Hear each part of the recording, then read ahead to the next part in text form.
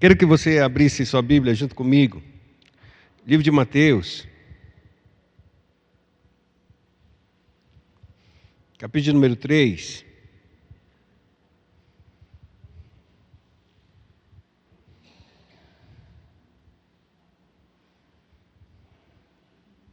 Verso 17.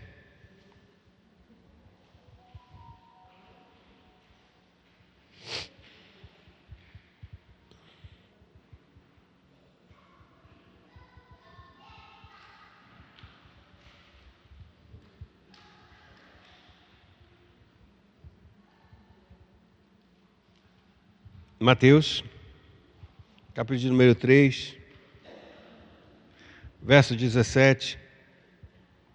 Convido a igreja a dizer, ou a falar. Vamos ler a partir do verso 16, 17. Fica melhor para a gente entender. Toda a igreja pode ler? Verso 16 e 17.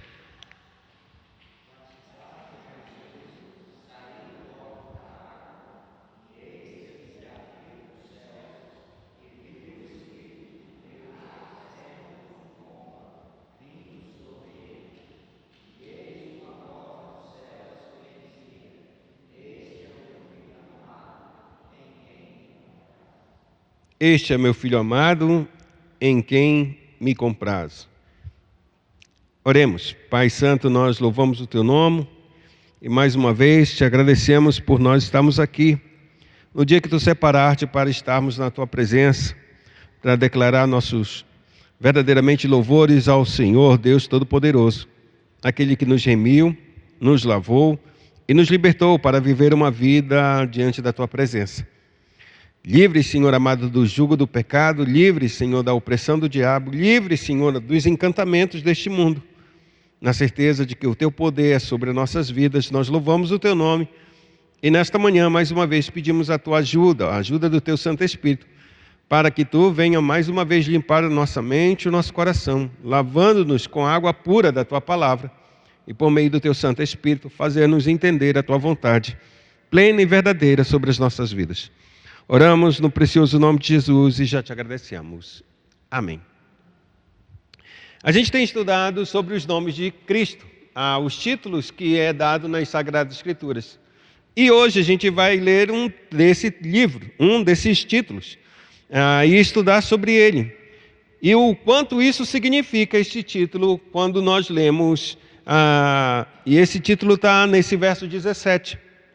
Eis uma voz dos céus que dizia, este é o meu filho amado em quem me comprazo. No caso desse texto é o Filho de Deus. O título que a gente vai estudar é Cristo, o Filho de Deus. E o que isso significa para nós como igreja, significar Cristo ser o Filho de Deus, o que isso realmente significa? Qual é a importância disso? Quais são as implicações da gente saber que este homem que andou nesta terra era o próprio Filho de Deus? O que isso é de relevante? Por que é tão importante nós declararmos que Cristo é o Filho de Deus? Eu sei que no Brasil existe uma expressão muito clara. Todos nós somos... Completa. Todos nós somos o quê? Filhos de Deus. Não é isso que as pessoas dizem? Não é que todo mundo diz? Mas isso é de fato verdade? Então a gente tem que entender se isso não é de fato verdade, ou pelo menos a gente deveria entender assim, isso em parte é verdade porque fomos criados por Deus, não é verdade? Mas ser criado por Deus não nos torna filhos de Deus. Apenas criaturas de Deus. Mas se a gente diz que a gente é um filho de Deus, a gente tem implicações a respeito disso, ou seja, consequências sérias desse ato de dizer se somos filhos de Deus. E para que a gente entenda, a Bíblia diz que nós só temos um único filho de Deus. E o que significa dizer ser um único filho de Deus? Que não há mais nenhum outro filho igual a Cristo Jesus. Ele é único. Mas aí também a gente tem que perguntar, mas o que realmente isso significa ser filho de Deus? Quando a gente olha para Cristo, entre aspas, esse olhar pela fé, e a gente diz que ele é o Filho de Deus, o que isso significa? Agora eu estou perguntando mesmo para vocês, e eu queria que vocês pudessem falar algumas coisas a respeito disso. O que significa ser filho de Deus?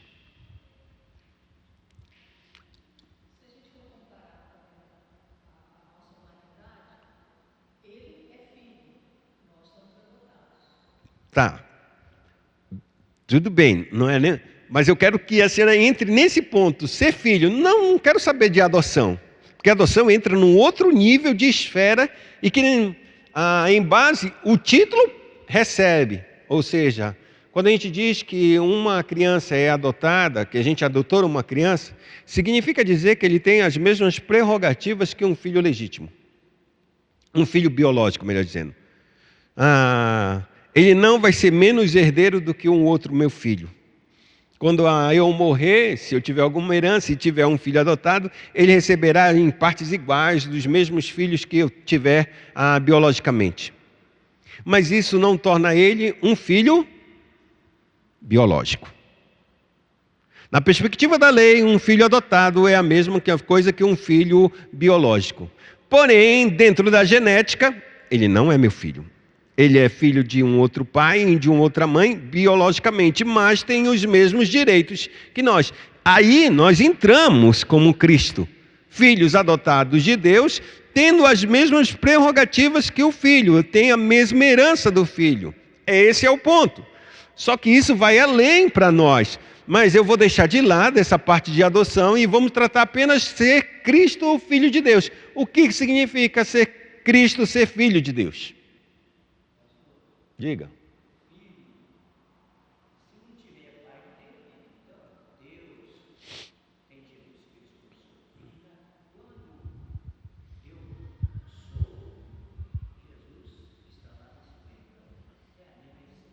Mesma essência. Aí começamos a entrar num processo muito forte.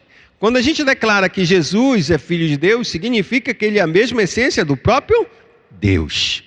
E isso para nós começa a fazer uma mudança muito radical. Por isso, não tem outro igual. Então, se ele é da mesma essência, ele tem que ser o próprio Deus. Deus Pai e Deus Filho. É da mesma essência. É a mesma coisa que eu vou dizer que eu sou filho da Edicélia e do Januário. Januário já se foi, já partiu dessa. Mas se a gente pegar o meu DNA, vão ver que metade do meu DNA cruza com o DNA da minha mãe. Se pegar e, vamos lá dizer, exumar o corpo do meu pai e pegar uma parte do DNA dele, vai perceber que metade da outra metade minha bate com o DNA do meu pai. Pelo menos deve ser isso, né? Acontecer exatamente isso, não teve nenhum problema. Mas é isso que vai acontecer.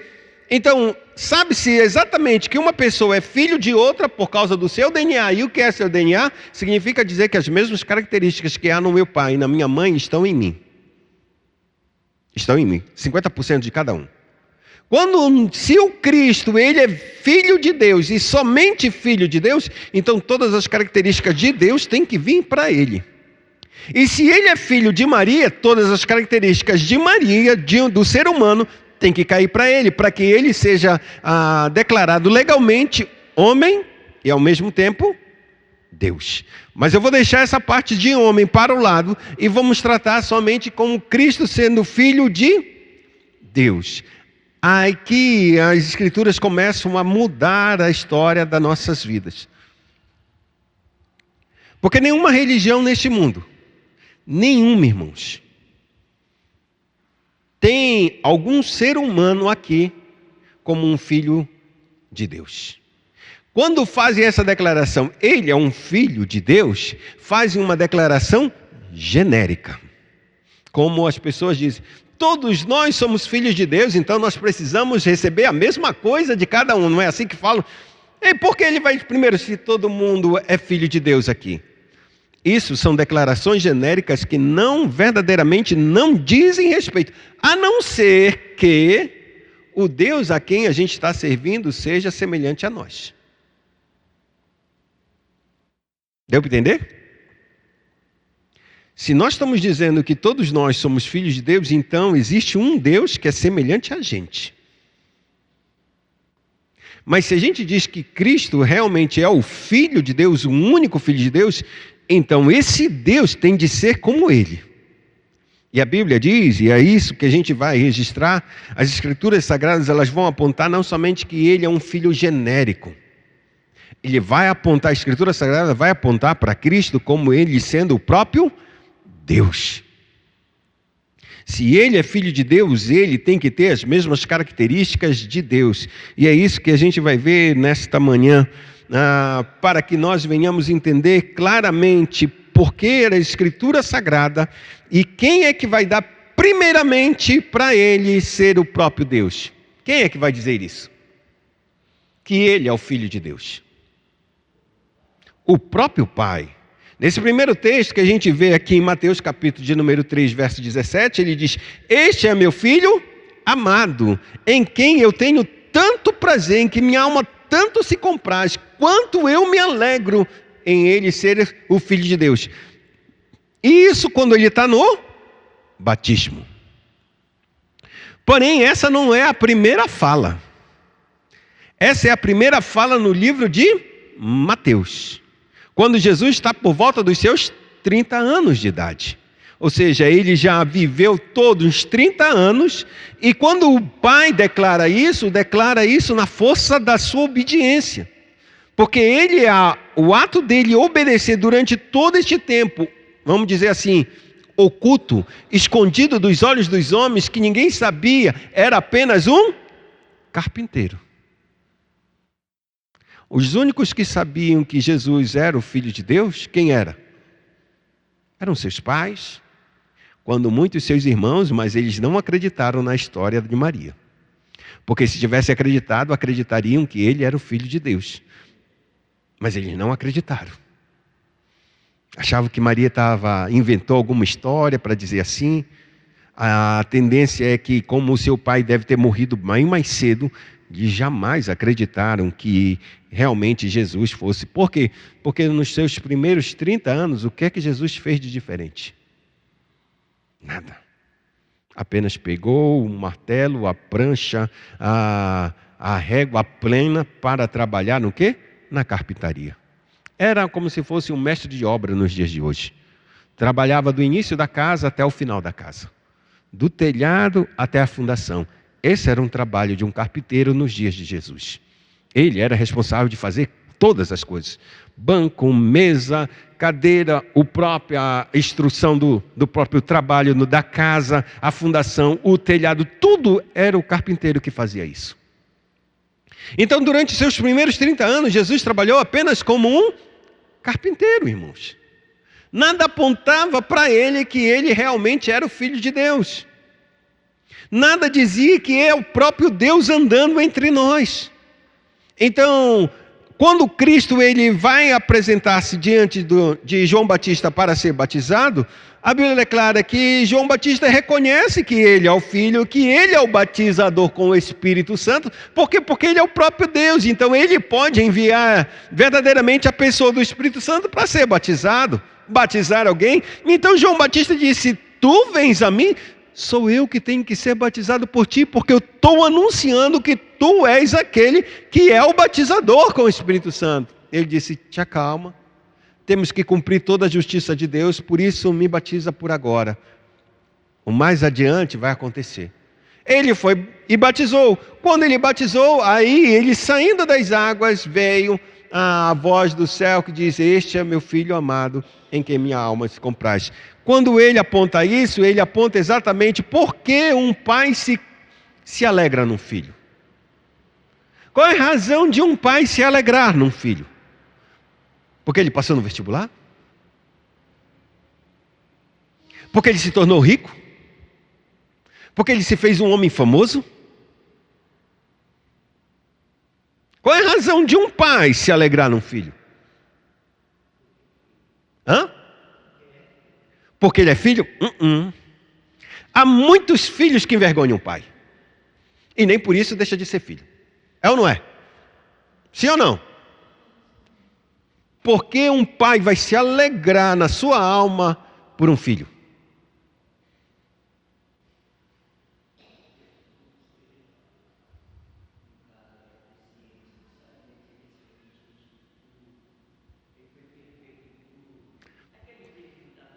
Exatamente, é um filho obediente.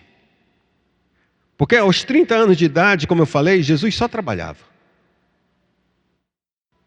Só trabalhava. E ele trabalhava como um carpinteiro. Era um grande sucesso? Podia ser um bom carpinteiro, podia ser um excelente carpinteiro. Eu não sei se ele é um excelente ou um bom. A Bíblia não me relata nada disso.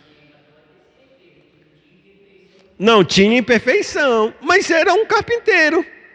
Correto ou não? Era um carpinteiro. Podia fazer obras maravilhosas, mas a Bíblia não aponta que esse é o melhor carpinteiro de toda a Galileia. Não é isso que dizem a Escritura. Dizem apenas que ele é o filho do carpinteiro. Hã? A preocupação da palavra não é essa. Não. Pode ter sido perfeito? Pode ter sido, mas a gente não tem patamar para isso, irmãos. A gente não tem uma internet dizendo, esse é o melhor médico do mundo. Quem está dizendo que ele é o melhor médico do mundo? Porque outros homens disseram que ele é o melhor médico do mundo. Não faz sentido. Mas o meu ponto é, não há referências a respeito do trabalho de Cristo. Deve ter sido bom? Deve ter sido. Pode ter sido perfeito? Pode ter sido perfeito. Você produziu um banco, o que traz desse banco ser melhor do que aquele outro? Tem pecado nisso? Fez o banco, te dei, está sentando, está com fome, tá bom. Foi assim que tu quiseste? Foi assim que eu queria. Pronto, então está feito. Eu posso dizer que esse banco é perfeito? Porque não há moralidade no objeto, irmãos. Não há cunho moral nesse objeto. Tem alguma coisa de moral nesse objeto? Não tem, então a gente não pode tratar dessa forma, nesse nível de perfeição. Perfeição não é isso. Perfeição não se trata disso. Então quando a Escritura, quando Cristo está andando nos seus 30 anos, o único que consegue perceber realmente se o filho é obediente completo é quem? O próprio Deus, o Pai. Maria não conseguia entender, porque a Bíblia declara que quando ele estava com 12 anos de idade, ele ficou no templo. O pai e a mãe voltaram para Jerusalém, para a cidade de Nazaré. No meio do caminho, 3 dias depois, eles encontraram novamente o filho lá, porque depois de um dia caminhando, disse, Jesus não está aqui, 12 anos de idade, deve estar com os primos na caravana. Passaram e procuraram, disse, não está aqui, bora voltar para Jerusalém. Ele ficou. Depois de 3 dias encontraram o filho em Jerusalém, fazendo o quê? Sentado com os escribas e sacerdotes. Os homens perguntavam para ele, ele respondia. Ele perguntava e ninguém respondia. Disse, você é filho, vocês são os pais dessa criança? Que menino acima da média é esse? Que menino diferente é esse? E os pais disseram assim mesmo, meu filho, você nos causou muita preocupação, porque tu não estavas conosco. Vocês não sabem que importa que eu deveria estar na casa do pai. Ele não estava ali por desobediência dos seus pais, ele estava ali por obediência do pai. O pai permitiu que ele ficasse ali, irmãos. Ele disse, não, meu filho, volte com a gente. E a Bíblia declara que ele era submisso aos pais. E voltaram.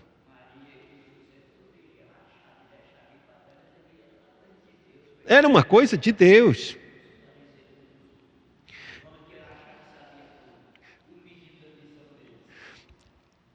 E aqui eu quero mostrar só uma coisa.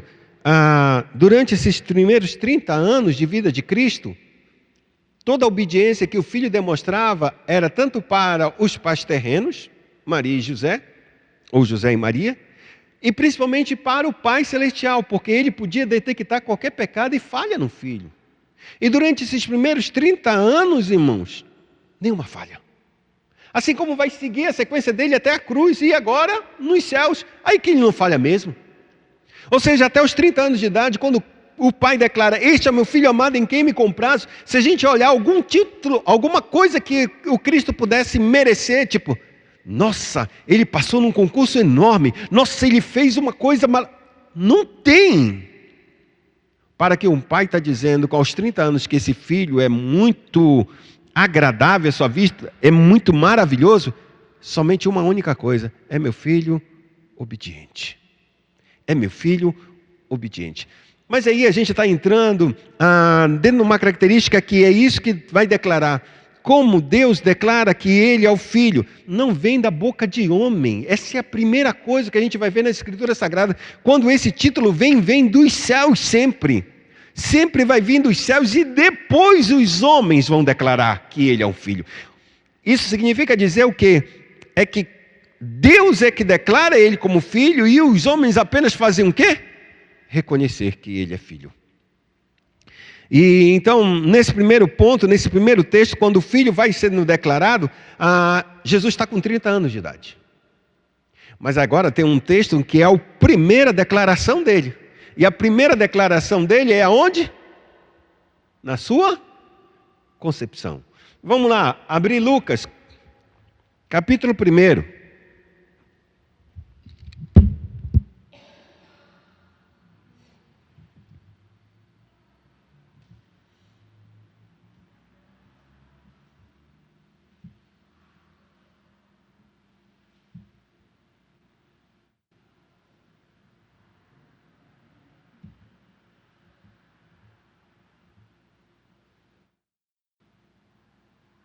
Verso de número 30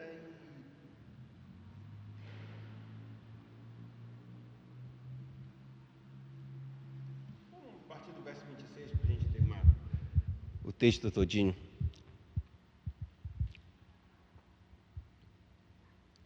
Diz assim: no 6º mês foi o anjo Gabriel enviado da parte de Deus para uma cidade da Galiléia chamada Nazaré. Há uma virgem desposada com certo homem da casa de Davi, cujo nome era José. A virgem chamava-se Maria. E entrando o anjo aonde ela estava, disse: alegra-te, muito favorecida. O Senhor é contigo. Ela, porém, ao ouvir esta palavra, perturbou-se muito e pôs-se a pensar no que significaria esta saudação. Mas o anjo lhe disse: Maria, não temas, porque achaste graça diante de Deus. Eis que conceberás e darás à luz um filho, a quem chamarás pelo nome de Jesus. Este será grande e será chamado Filho do Altíssimo. Deus, o Senhor, lhe dará o trono de Davi, seu pai, e ele reinará para sempre sobre a casa de Jacó, e o seu reinado não terá fim. Respondeu-lhe o anjo, e então disse-lhe Maria: como será isto? Pois não tenho relação com homem algum. Respondeu-lhe o anjo: descerá sobre ti o Espírito Santo, e o poder do Altíssimo te envolverá com a sua sombra. Por isso também o ente santo que há de nascer será chamado Filho de Deus. Quem está declarando isso?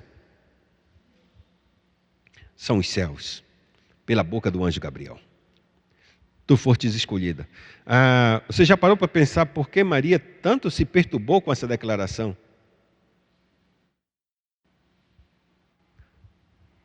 Que declaração? Essa que diz assim mesmo: não temas, porque achaste graça diante de Deus. Alegra-te muito, favorecida. O Senhor é contigo. Por que Maria vai se perturbar com uma declaração como essa? Vocês se lembram de alguém em que houve essa mesma declaração?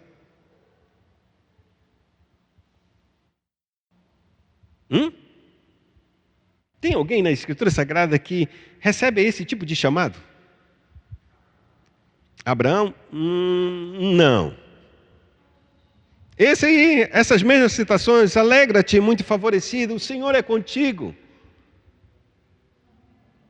Hein? Samuel? Não é chamado assim. O chamado de Samuel, ele só ouve a voz: Samuel, Samuel, lembra-te. Tem alguém na Escritura Sagrada que aparenta com isso. Sabe onde é? Gideão. Homem forte e valoroso, o Senhor é contigo. Aí disse que se o Senhor é comigo, eu sou o menor da minha casa, sou o menor disso e aquilo outro. Cadê todas as tuas maravilhas que tu fazes no passado, que os nossos pais nos contaram, e agora a gente está sofrendo se o Senhor é conosco? Por que eu estou fazendo essa separação, ou essa comparação? Porque embora Gideão não receba essa primeira parte muito agraciado, ele diz: homem forte e corajoso. Mas homem forte e corajoso, Gideão estava malhando o trigo no lagar, onde não deveria malhar o trigo. Ele estava malhando o trigo escondido para ter o que comer, porque os midianitas entravam e roubavam tudo, saqueavam tudo. Então ele colheu o trigo e foi no lugar onde se prensa as uvas, ele estava malhando o trigo, numa forma extremamente difícil para fazer isso, dentro de um vale. Eu estou colocando isso porque quando Gideão se impressionou, ele se impressionou com essas mesmas palavras. O Senhor é contigo, um homem forte e corajoso. Quando Maria recebe, disse, é muito agraciada por Deus, o Senhor é contigo. Aí ela pensa, o que será que Deus está querendo comigo? Será que eu vou libertar alguém? Será que eu vou ter força para me levantar, para vencer talvez o Império Romano? São perguntas claras, porque toda vez que Deus se apresenta e diz que o Senhor é contigo, Ele tem uma missão para ti. Pode reparar, o Senhor é contigo, o Senhor te chamou, Ele tem uma missão para você. E a missão para nós é muito além da nossa força. É por isso que Deus tem que vir conosco para resolver essa situação. Então Maria é uma das formas de se perturbar, exatamente disse, como? De que maneira? Como Deus é comigo? Aí ela começou a tremer, porque ela é muito pequena e pior, ela é uma mulher. Nunca Deus falou dessa forma com mulheres. E agora, Deus ele traz uma palavra muito clara, disse, tu foste agraciada porque tu foste chamada para gerar o Filho de Deus. Aí piorou para ela, disse, eu nem tenho marido, Senhor. Mas o Senhor diz, como vai se dar isso? Aí ele explica exatamente, o ente santo que vai nascer será Filho de Deus. Por que o ente santo que nascer? Porque o Espírito Santo descerá sobre ti, e o poder do Altíssimo te envolverá. E então, será uma concepção totalmente divina, sem intercurso humano. Apenas Deus vai pegar o teu óvulo e vai inseminar a pessoa e a palavra de Deus viva. Pá! Ou seja, a primeira declaração que nós temos das Escrituras Sagradas a respeito do Filho vem do céu, irmãos. Não vem da terra. Então quem vai testemunhar a respeito de que Cristo é o Filho de Deus, não sou eu, nem é você. O primeiro que testemunha é o próprio Deus. O primeiro que testifica, primeiro, é o Espírito Santo a falar a Maria. A primeira a receber realmente o Filho de Deus. É o Espírito Santo que vai vir. Por isso que toda vez que quando a gente prega que Cristo é o Filho de Deus, irmãos, quando a gente declara essas coisas, é o Espírito declarando diante dos olhos e dos ouvidos de todos os homens. E então esses homens vão precisar acreditar que é o Espírito que está testificando. Por isso que quando ele não acredita em mim, eles não estão acreditando nem em você, nem em mim. E não estão acreditando no testemunho que Deus dá do seu Filho por meio do seu Santo Espírito. E aí eu pergunto, se você não acredita, vamos supor, isso aqui é um óculos. Você acredita nisso? Não. Isso aqui é o Filho de Deus. Quando eu estou dizendo isso, e se o Espírito está dizendo dessa maneira, esse é o Filho de Deus, de maneira simbólica só apenas, ou representativa, figurativa, e você diz que não acredita do que eu estou dizendo, você está me chamando de quê? Mentiroso. Quando alguém não acredita no Filho, está chamando quem de mentiroso? Hein? O próprio Deus. Mas aqui tem um detalhe. Não é Deus que vai declarar isso. Ele vai declarar ao Filho diante de todos os homens. Ele vai declarar isso por 2 vezes. A primeira agora e a segunda no Monte da Transfiguração.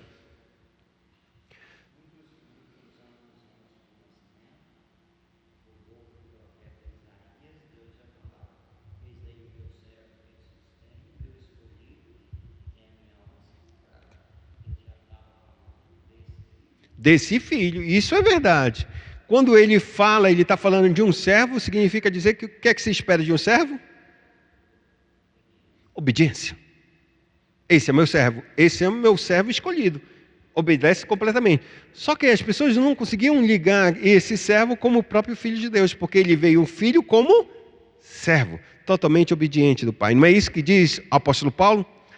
Em forma de Deus, não supôs ser igual a Deus. Antes se submeteu e se humilhou, achado na forma de homem. E achado na forma de homem, se humilhou ainda mais, assumindo forma de servo. E foi obediente até a morte, morte de cruz. Esse era o caminho da humilhação de Cristo. Deus se fez homem, homem se fez como servo, e nesse servo se humilhou até a morte.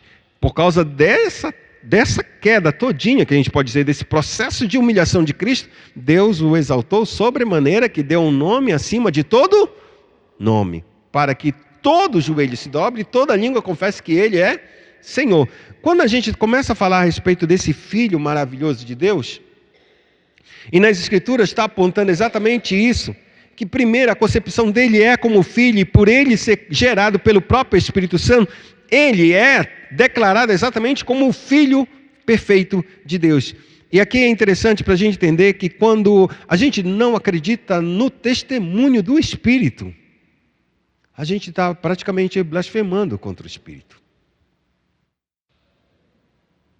Porque blasfemar nada mais é do que dizer alguma coisa má a respeito do caráter do Espírito. E tem alguma coisa pior de chamar o Espírito de mentiroso? É como se chamasse o Espírito de diabo. Porque quem é o pai da mentira? Não é o diabo? Então, se a gente diz que Deus é mentiroso, que o Espírito é mentiroso, a gente está chamando que Deus é um diabo, um mentiroso. E aí eu pergunto, como o mentiroso que é Deus, segundo o testemunho das pessoas que não creem, pode redimir e perdoar uma pessoa? É impossível, porque aquele que perdoa, a gente está dizendo que ele é mentiroso e não é capaz de perdoar. Então essa pessoa continua nos seus pecados. Quando eu disse que Deus ele só falou 2 vezes, e é isso exatamente, ele só falou 2 vezes que ele era o Filho, a partir de então ele declara que é pelo Espírito Santo de Deus, que o Espírito que vai testificar que ele é o Filho de Deus. A partir de então essa é a missão do Espírito, convencer o mundo do pecado, da justiça e do juízo. Quando esse Espírito vem para testificar a respeito de cada um de nós que ele é o Filho de Deus, através das nossas vidas, porque é isso que o Espírito vai fazer, usar as nossas palavras, usar as palavras que ele colocou no nosso coração das Sagradas Escrituras, para que então cada um que ouça verdadeiramente esse Evangelho, entenda que essa palavra que está chegando é um testemunho do Espírito dizendo, acredita, esse é meu filho. E nas Sagradas Escrituras, por isso que é complicado a gente não acreditar nas palavras de Deus.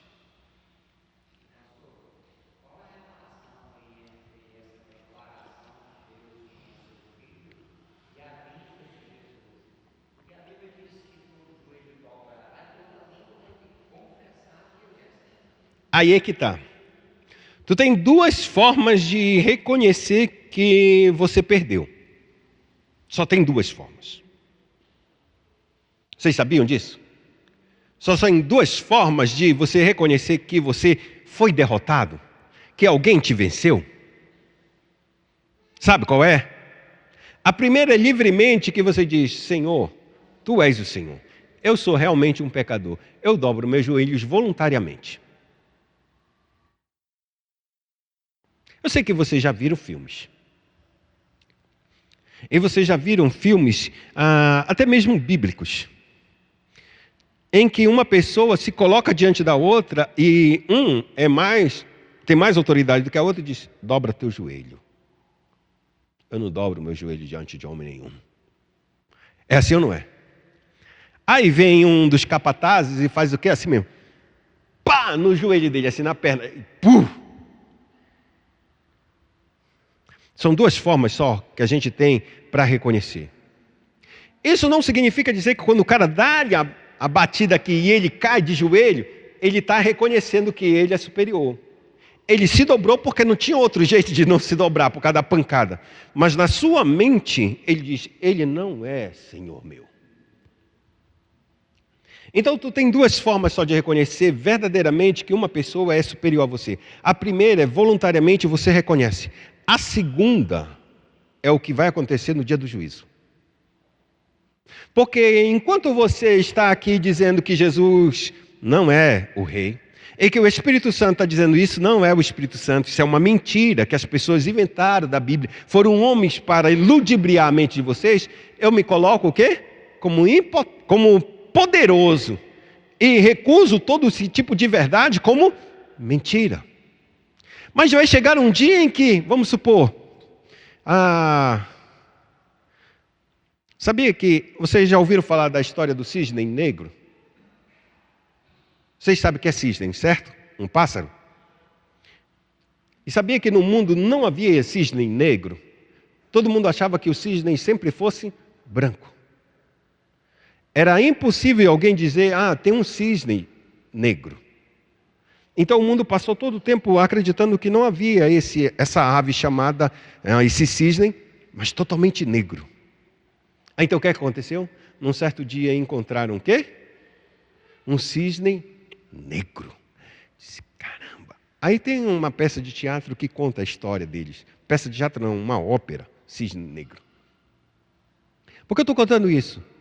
Porque a gente só vai acreditar numa coisa quando a gente vê.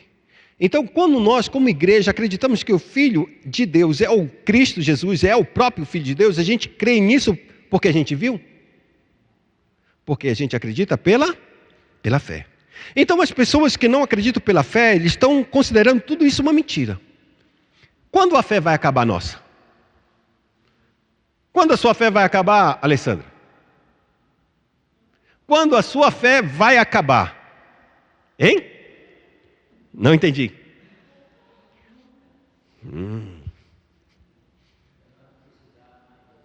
Quando eu não precisar mais dela. E quando, Tati, tua fé não vai mais sumir de você? Quando partir? Não. Hein? Rosana. Quando Jesus voltar. Mas tu vai estar aqui? Então quando tua fé vai acabar? Exatamente. Quando você encontrar com Jesus, você não precisa mais de... Porque fé eu preciso só se eu não estiver vendo. Porque a fé é o quê? A certeza das coisas que se esperam. Convicção das provas das coisas que não se veem. Eu tenho tanta convicção, mas eu nunca vi Jesus. Eu tenho tanta certeza que Ele vai voltar, mas eu nunca sei. Mas eu tenho certeza que Ele vai voltar. Mas no dia em que eu encontro Cristo, acabou a fé. Preciso mais de fé. Eu estou vendo, eu estou tocando, eu estou abraçando, eu estou chorando, eu estou louvando, eu estou tudo fazendo diante dele. Acabou a minha fé, nunca mais vai ver fé. Mas quanto àquela pessoa que nunca teve fé, que nunca acreditou, no dia em que ela ver o próprio Cristo, é isso. Automaticamente ela vai dobrar o joelho e vai declarar: Tu és Senhor. Tu és o Senhor. É isso que quando Deus fala, ou melhor dizendo, Cristo fala com o apóstolo Paulo. Ele perseguia a igreja, não perseguia? Mas ele achava que a igreja estava numa mentira. Que era um caminho, uma seita, que estava dizendo que o Messias era aquilo que ele nunca deveria ser. Esse homem, não, ele não é o Messias, é uma mentira. Eu vou expurgar essa maldição do nosso judaísmo, da nossa religião. Esses malditos homens que acreditam que esse é o Messias, eu vou expulsar. E ele saiu com muita força, irmãos. Foi além de Jerusalém. Muito além, não estava nem na jurisdição mais dele, em Damasco, outro país, outra nação. Até que Cristo entrou no meio dele. Quando ele se apresentou, ele viu uma luz, e depois uma voz. Quando ele viu a luz, o que é que aconteceu? Caiu. Ele disse: Saulo, Saulo, por que tu me persegues?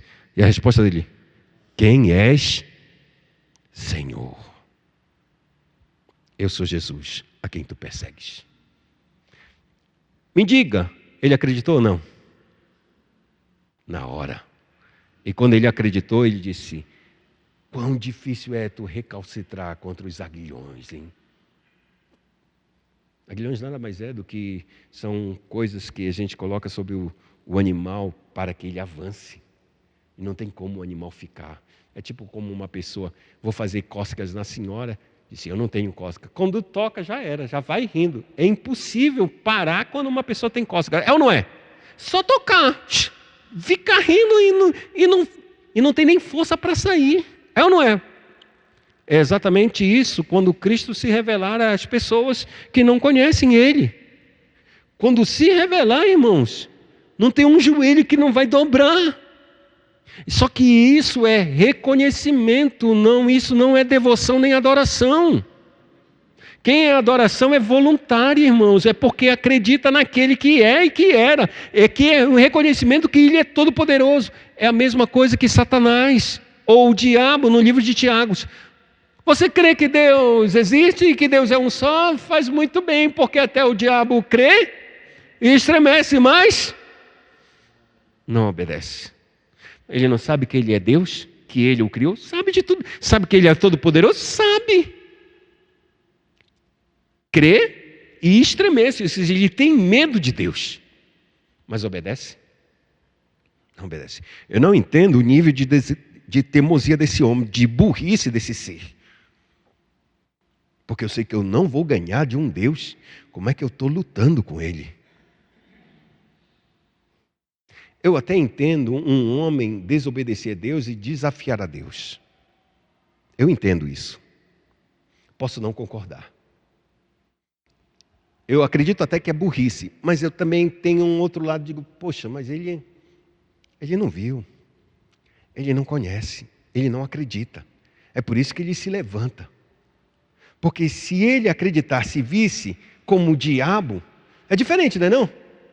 O diabo vê, viu, sabe quem é o Deus Todo-Poderoso. E ele treme nas bases. Ele diz ainda na Escritura que ele sabe que ele tem um pouco de tempo só. E olha, esse pouco de tempo são 2000 anos que já se passaram. Acho que deu até bastante tempo para ele. Mas ainda assim, todo temeroso, todo cheio de medo, ele ainda se levanta para fazer as coisas erradas. Então ele tem ciência disso, irmãos. Ele tem ciência. Diferentemente de qualquer outro homem na face dessa terra que não conhece Deus e se levanta contra Deus e que se rebela contra o Altíssimo, esse homem não tem esse conhecimento. Isso não significa dizer que ele está desculpado. São duas coisas diferentes. Mas eu até entendo, porque ele nunca viu o próprio Deus. Então, na sua incredulidade, ele acha que ele pode falar e abrir o bocão e dizer, não presta, não existe, é coisas de homem. Ele está falando tudo isso contra o Espírito que está testificando dia após dia, toda vez que chega a Escritura aos seus ouvidos, aos seus olhos para ler. E aqui, como eu disse, o primeiro que declara isso é o próprio Deus. Já com 30 anos ele diz que o filho é obediente. Quando o filho é concebido, ele diz, o filho é filho de Deus, por quê? Porque ele foi concebido pelo Espírito Santo. E então a gente entra em alguns textos que são mais profundos ainda e melhores para a gente entender essa relação. O que significa ser o filho de Deus, esse próprio ser como Deus? Abra comigo sua Bíblia no livro de Hebreus.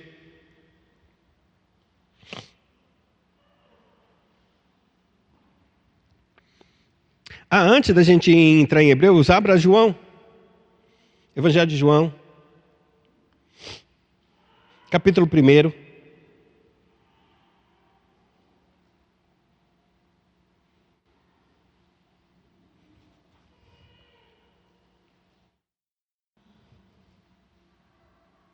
Queria que vocês lessem verso 1, 2 e 3.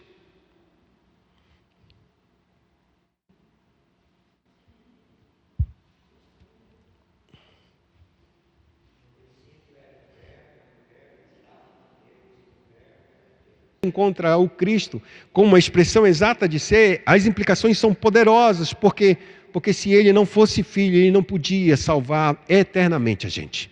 Como ele vai viver eternamente para nos salvar? Como ele vai interceder por nós se a oração dele é como um homem? Se fosse apenas como um homem, aí a Bíblia diz claramente, nós não sabemos orar como... Mas se ele é 100% Deus, ele sabe exatamente orar segundo a vontade de Deus. E qual é aquele que ora segundo a vontade de Deus e não recebe as suas petições? Tem alguém nessa terra que orou segundo a vontade de Deus e não recebeu o sim de Deus? Não. Portanto, que a gente possa se alegrar e entender que quando Deus diz que Ele é o Filho, Ele é o Filho. Agora tem um ponto interessante para a gente encerrar. No próprio livro de João, ele disse que quando Cristo veio e fez as coisas, todo aquele que acreditasse no seu nome, Ele deu o poder para se tornar o quê? Filho de Deus. Aqui é o ponto. Como nós somos realmente filhos de Deus? Embora nós...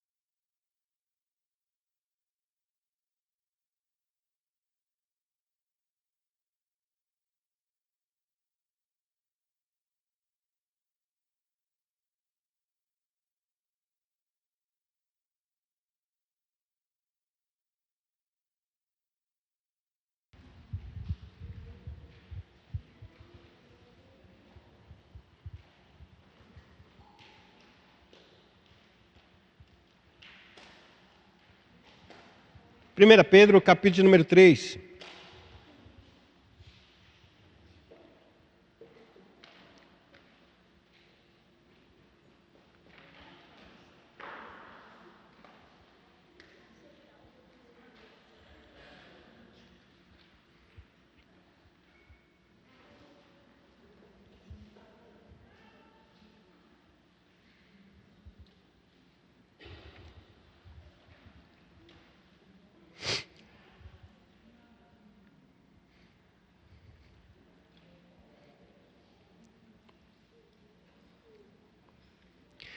Verso 3, capítulo 3 não, capítulo 1. 1 Pedro, capítulo 1. Verso 2 diz assim: eleitos segundo a presciência de Deus Pai, em santificação do Espírito, para a obediência e aspersão no sangue de Jesus, graça e paz vos seja multiplicada. Deus nos elegeu segundo a presciência de Deus, segundo os seus decretos, e nos santificou pelo Espírito para quê? Para que nós fôssemos o quê? O que está dizendo aí? Para a obediência e aspersão no sangue, ou seja, para que nós fôssemos obedientes e fôssemos lavados e purificados pelo sangue de Jesus Cristo. No verso de número 3 ele diz: bendito Deus e nosso Pai de nosso Senhor Jesus Cristo, que segundo a sua muita misericórdia, nos regenerou para uma viva esperança, mediante a ressurreição de Jesus Cristo dentre os mortos, para uma herança incorruptível, sem mácula, imacessível, reservada nos céus para vós outros, que sois guardados pelo poder de Deus, mediante a fé, para a salvação preparada a revelar-se no último tempo. Ou seja, Deus nos preparou e tem nos guardado para a salvação na última hora, no último dia. Ou seja, Ele tem nos guardado a vida inteira, caminhado conosco até o final, para que no final a gente entenda a sua salvação e completa a salvação. No verso 22 diz: tendo purificado a vossa alma pela vossa obediência à verdade, tendo em vista o amor fraternal não fingido, amai-vos de coração uns aos outros ardentemente, porque fostes regenerados, não de semente corruptível, mas de incorruptível, mediante a palavra de Deus, a qual vive e é permanente. Quando o apóstolo ele termina dizendo isso, para que a gente entenda, ele não somente transformou, mas transformou o nosso coração e a nossa mente para que nós pudéssemos obedecer. E esse ato de obediência, obediência é em amor. Agora entenda, o filho é totalmente obediente em amor a Deus. E ele fez com que nós, com o poder dele, crendo no seu nome, nos tornasse filhos. Não somente fosse herdeiros dentro de uma questão legal, ou dentro de uma questão apenas administrativa, de uma questão apenas judicial. Ele fez algo mais, ele transformou nosso coração, para que nós viéssemos verdadeiramente parecer com Deus, como diz Romanos, o apóstolo Paulo dizendo no capítulo número 8. Para que propósito Deus fez? Ele diz que todas as coisas contribuem para o nosso bem, segundo aquele que foi chamado segundo a vontade de Deus. Ele foi chamado segundo a vontade de Deus para quê? Para serem conforme esse propósito. E qual foi o propósito de Deus? Nos tornar semelhantes ao Filho de Deus. Então a ideia de nós sermos filhos, irmãos, não é uma ideia apenas de receber uma herança, mas é uma ideia de compartilhar a mesma natureza de Deus. Quando alguém aponta, esse é um filho de Deus, ele está apontando, Deus deve se parecer com você.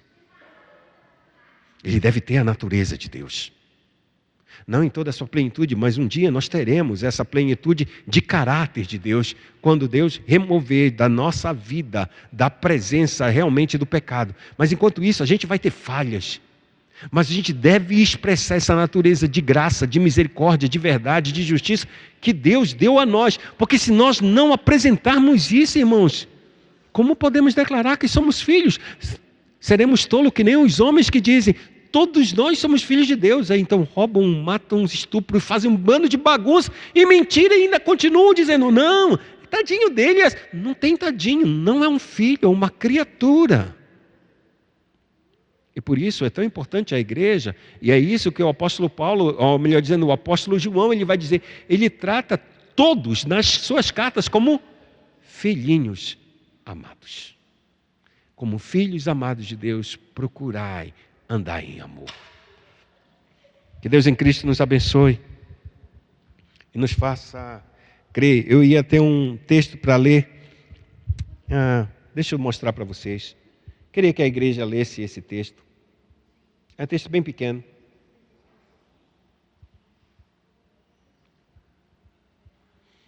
Esse chama-se um credo niceno.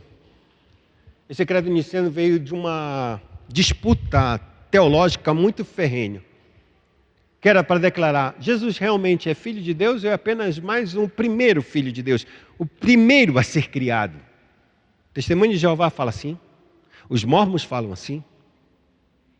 E muitos outros homens declaram assim. É por isso que muitas outras obras e muitas outras religiões e seitas do cristianismo vêm por uma divisão muito clara. Tudo que é seita, irmãos, tem um ponto de inflexão. Ou Cristo é Deus, ou Ele não é Deus. E quando se falaram nesse credo niceno, que é em 381 depois de Cristo, eles tiveram que fazer uma fórmula de declaração realmente quem é o Cristo. A gente conhece o credo apostólico, não é verdade? A gente não conhece? Esse foi o primeiro credo. O segundo credo é exatamente as primeiras declarações, exatamente formulando ainda maior esse credo apostólico. E eu queria que a igreja lesse. Ele é pequeno. Hein? Mental mais pouco.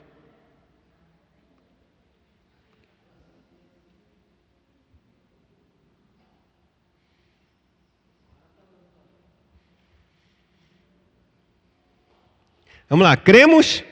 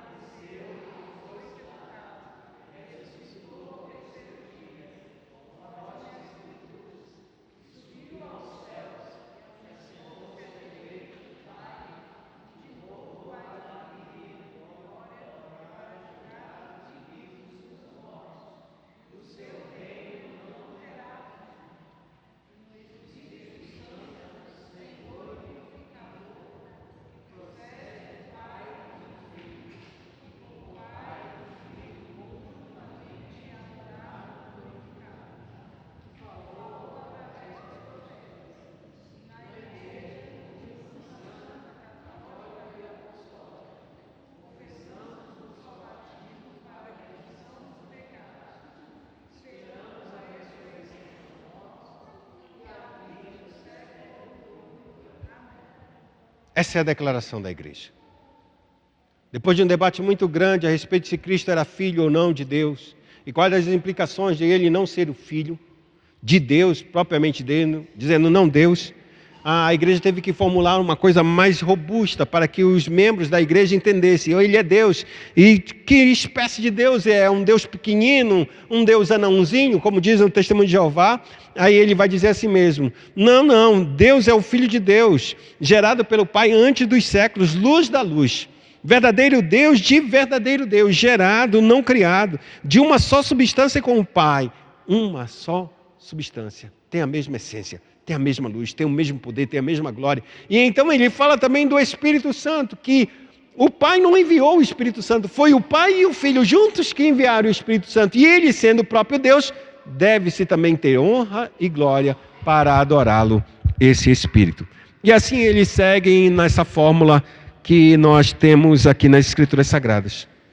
No mais, irmãos, vamos orar ao Senhor e pedir que Deus, em Cristo Jesus, possa nos conceder um coração grato